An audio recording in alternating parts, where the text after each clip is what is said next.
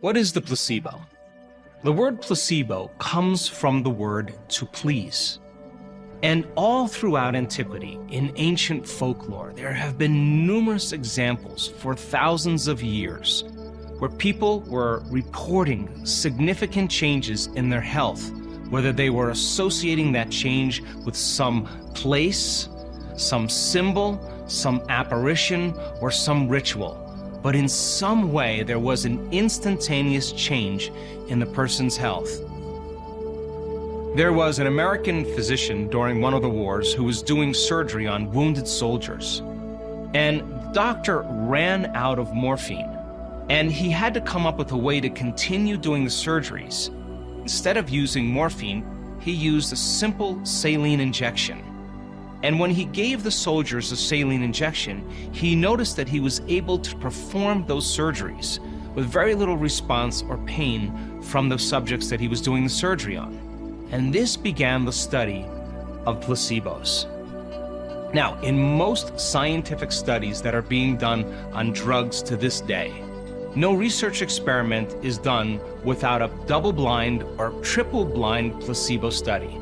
In other words, every single drug has to be measured against the placebo, because in most scientific studies, there are changes in a person's health that range between 10% of the time to 100% of the time when they're given a placebo and the subject doesn't even know if they're getting the real substance or they're getting the placebo.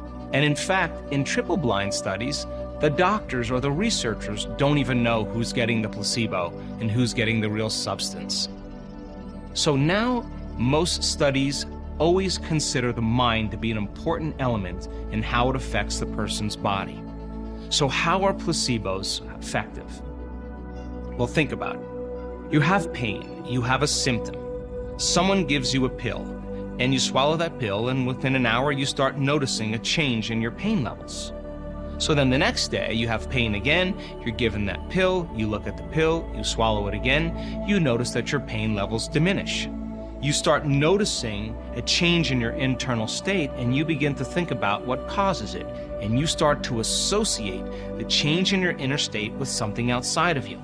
Keep doing it again the next day, doing it again the next day, do it again the next day, and then the day after, give someone a pill that looks just like that previous pill, but there's no drug in it. It's just simple starch or sugar. The person takes the pill, and by association, by conditioning, they start to notice the pain going away.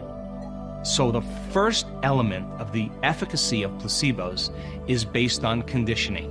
And in this current model of the way we view health, so much of health has to do with taking something outside of you to change your state inside of you. And in fact, we've all been conditioned into believing that's the case. So now, certain color pills work better than other pills. If you name a drug that sounds really, really effective, or it has a name you can't pronounce, it'll work better for people because they'll give their power to it.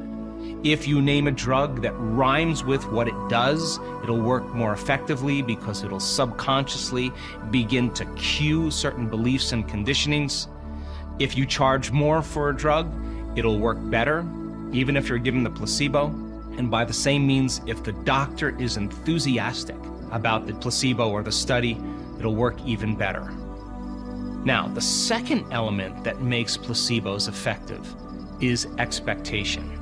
So the person gets that pill, and the doctor tells them, this is a new drug. This drug is highly effective. Think of that pill as a symbol of possibility.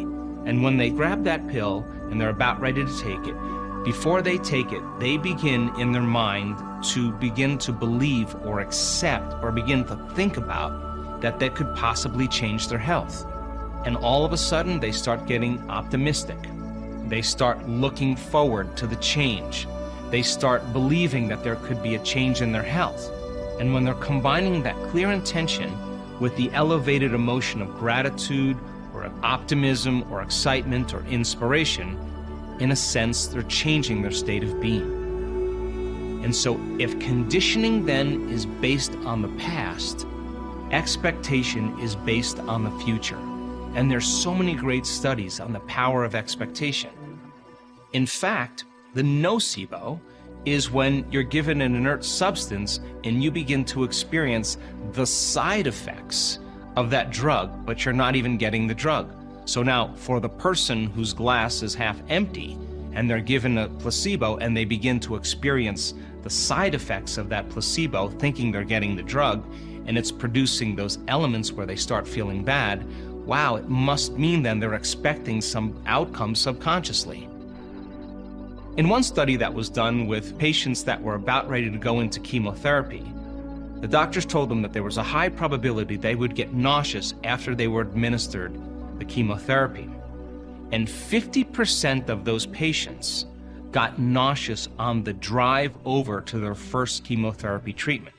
Expectation means you begin to expect an outcome, and when you begin to expect an outcome, your body begins to physiologically change in anticipation of that effect.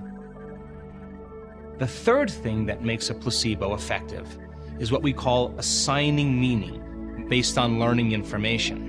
So if the doctor shows up and says, this drug is going to enhance serotonin in the receptor sites in your brain, and they take out a chart and they show you how serotonin is what begins to create neurotransmission, and then of course when they see the pill they start to assign meaning behind what it does, and it increases the efficacy of how the placebo works.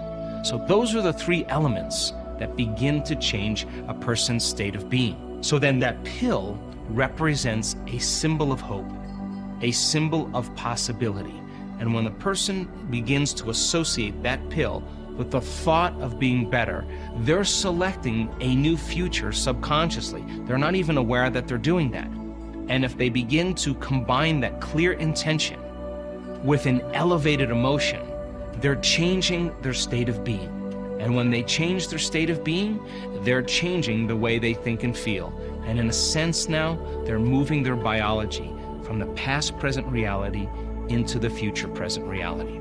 In depression studies where there is a placebo that's being tested against a drug, the research shows that 4 out of 5 people respond as well to the placebo as they do to the drug for depression. They've done brain scans on people before they're given the placebo or given the drug. They meet with the doctors, they take the pill. Now the person doesn't know whether they're getting the real substance or they're getting the placebo. And after a period of time, the person notices that they start to feel better. When you look at their brain scans after the end of the study, you see a significant change in the way their brain is functioning. That means that they are making their own pharmacy of antidepressants by thought alone. The important point that I want you to remember is that every single day that person took that pill, it was a reminder moving into a new state of being. Every day they took the pill, they remembered what the pill could do for them, they start to get optimistic, they start to look forward to the outcome, they start to get inspired, they start to feel grateful, combining that clear intention with an elevated emotion, changing their state of being, and they do that for 8 weeks in the study. Now, the question is, do you need the sugar pill, the saline injection, or some false surgery to move into a new state of being? Do you need some external substance to convince you to move into a new state of being, or can you move into a new state of being just by thought alone? And the answer, of course, is in the meditative process. We teach people how to change their state of being when they get beyond their analytical mind, where they can begin to program their autonomic nervous system to make their own pharmacy of chemicals. Now take a look. This is called the quantitative EEG, or QEEG. And what it does is it measures the amount of energy in your brain at different brainwave states. If you see a lot of blue in the brain, that means there's very little energy in the brain. When you see a lot of red in the brain, that means there's a lot of energy in the brain. If you see green, green usually represents normal or average. If you see shades of yellow or orange, you're moving more energy towards red. If you see a light blue and a mid-range blue, you're moving closer to a low amount of energy. And then this area right here, between 1 and 4 hertz represents delta. This area right here between 4 and 8 hertz represents theta. This is alpha here. This is low-range beta. This is mid-range beta. And this is high-range beta. So we can determine the amount of energy in the brain in different brainwave states. Now, this is our first case history. If you look at the bottom left-hand side there, you'll see a lot of blue in the brain in mid-range beta. That represents a person who has very little energy in their brain. This person had a very significant amount of depression. 4 days later, we scan their brain again. Remember, green is normal.